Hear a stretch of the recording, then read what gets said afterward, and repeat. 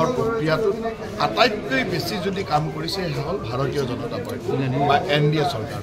গতিকে প্ৰতিটো জনগোষ্ঠীয়ে জানে যে তেখেতসকলৰ দাবীসমূহ পূৰণ হ'ব লাগিলে ভাৰতীয় জনতা পাৰ্টীৰ চৰকাৰ লাগিব আৰু ভাৰতীয় জনতা পাৰ্টীৰ নেতৃত্ব লাগিব।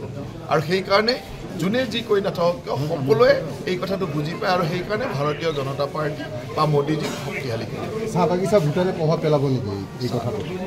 মই অসমখনত বেলেগ বেলেগ ভোটাৰ কৰিব নালাগে, কিন্তু অসমৰ প্ৰতিজন মানুহে মোদীজীক তৃতীয়বাৰৰ কাৰণে প্ৰধানমন্ত্ৰী কৰাটো বিচাৰে আৰু অসমৰ 6টা জনগোষ্ঠীয়ে জানে যে যি কৰিব লাগিব মোদীজীৰ নেতৃত্বতে হ'ব লাগিব। গতিকে মোদীজীকে শক্তিশালী কৰিব।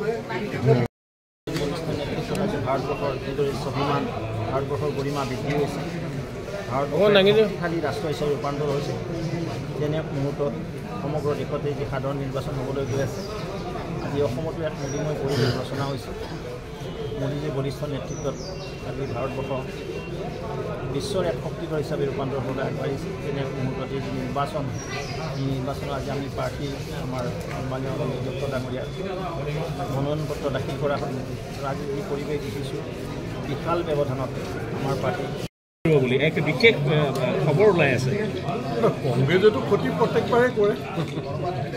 কংগ্ৰেছে তেওঁলোকে ইলেকশ্যনৰ আগত আৰু ফলাফলৰ আগত ক্ষতি কৰি থাকে, ইলেকশ্যনৰ পিছত ফলাফললৈকেও ক্ষতি কৰি থাকে।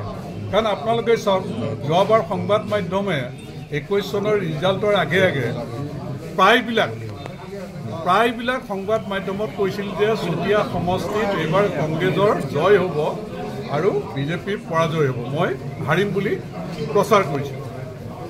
আগদিনালৈকে আমাৰ ফলাফলৰ আগদিনালৈকে মইতো কৈছিলোঁ যে মই 20,000 ভোটত জিকিম। আগদিনা কৈছোঁ যদি 10,000 এটা ভোটৰ ডিফাৰেঞ্চ হয় মই ৰাজনীতি নকৰোঁ বুলি কৈছিলোঁ। গতিকে আমি প্ৰায় 25,000 ভোটত জিকিলোঁ।